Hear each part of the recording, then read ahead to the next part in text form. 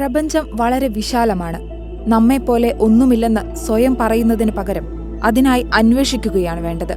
കാരണം നമ്മൾ ഈ ഭൂമിയിൽ വന്നിട്ട് ഏതാനും ദശലക്ഷം വർഷമേ ആയിട്ടുള്ളൂ.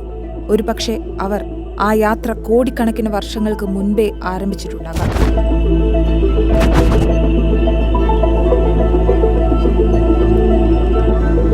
ജ്യോതിശാസ്ത്രജ്ഞനായ അവി ലോബിന്റെ വാക്കുകളാണിത്. ഭൂമിയിൽ പതിച്ച ഒരു ഉൽക്കയുടെ അവശിഷ്ടങ്ങളെക്കുറിച്ച് ലോബ് ഇപ്പോൾ ഒരു പഠനം നടത്തുകയാണ്.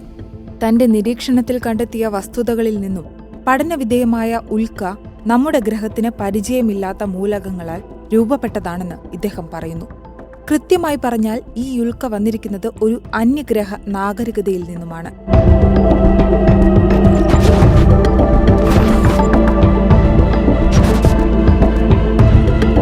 പത്ത് വർഷം മുൻപ് ഭൂമിയിൽ പതിച്ച ഉൽക്കയുടെ സാങ്കേതിക നാമം CNEOS1 2014-0108 എന്നാണ്. ഇതിന് 1.5 അടി വ്യാസവും 1014 പൗണ്ട് മാസും സെക്കൻഡിൽ 37.3 മൈൽ പ്രീ ഇമ്പാക്ട് വെലോസിറ്റിയുമുണ്ട്. ലോബിന്റെ സംഘം കഴിഞ്ഞ വർഷം പാപ്പുവ ന്യൂ ഗിനിയയിലെ മനുസ് ദ്വീപുകളുടെ തീരത്ത് നിന്നാണ് ആദ്യമായി ഈ ഉൽക്കയുടെ ശകലങ്ങൾ കണ്ടെടുത്തത്. 2014 ഭൂമിയിൽ പതിച്ച ഈ ഉൽക്കയിൽ ഭൂമിക്ക് പുറത്തുള്ള അടയാളങ്ങളുണ്ട് എന്ന് തുടർന്ന് നടത്തിയ പഠനത്തിൽ ജ്യോതിശാസ്ത്രജ്ഞനായ അവി ലോബ് വെളിപ്പെടുത്തി. ഉൽക്ക അന്യഗ്രഹ നാഗരികതയിൽ നിന്ന് ഭൂമിയിലേക്ക് വന്നതാകാമെന്നാണ് ലോബ് പറഞ്ഞത്. എന്നാൽ കൂടുതൽ വിവരങ്ങൾ ശേഖരിക്കാനും ഉൽക്കയുടെ ഉത്ഭവത്തെക്കുറിച്ച് മനസ്സിലാക്കാനും പസഫിക് സമുദ്രത്തിൽ നിന്ന് ഉൽക്കയുടെ കൂടുതൽ അവശിഷ്ടങ്ങൾ ഗവേഷകർ കണ്ടെടുത്തു. അതിൽ നിന്നും ഈ ഉൽക്കാശകലങ്ങൾക്കുള്ള കോടിക്കണക്കിന് വർഷങ്ങളുടെ പഴക്കം ഇദ്ദേഹം തിരിച്ചറിഞ്ഞു.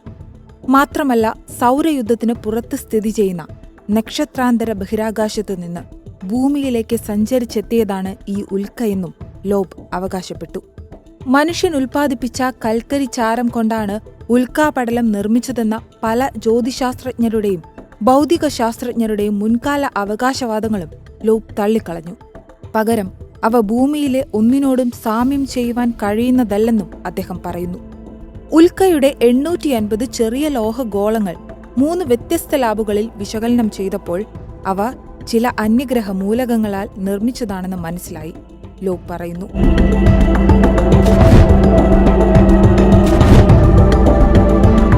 ലാബുകളിൽ നടത്തിയ വിശകലനത്തിൽ നിന്ന് ഉൽക്കാശകലങ്ങളിൽ അടങ്ങിയിരിക്കുന്ന 10% സൗരയുദ്ധത്തിൽ കാണാത്ത മൂലകങ്ങളാണെന്ന് കണ്ടെത്തിയിട്ടുണ്ട്.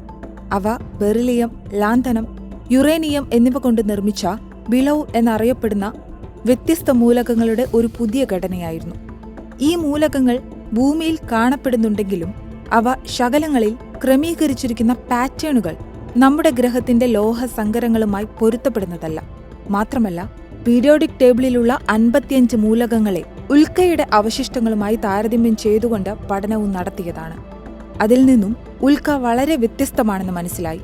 ഇവ മറ്റൊരു നാഗരികത സൂക്ഷ്മമായി സൃഷ്ടിച്ച ഒരു സഞ്ചാരിയെപ്പോലെയുള്ള ഉൽക്കാശില ആയിരിക്കാനുള്ള സാധ്യതയാണ് പഠനമുയർത്തിയത്, ജ്യോതിശാസ്ത്രജ്ഞനായ ലോബ് കൂട്ടിച്ചേർത്തു.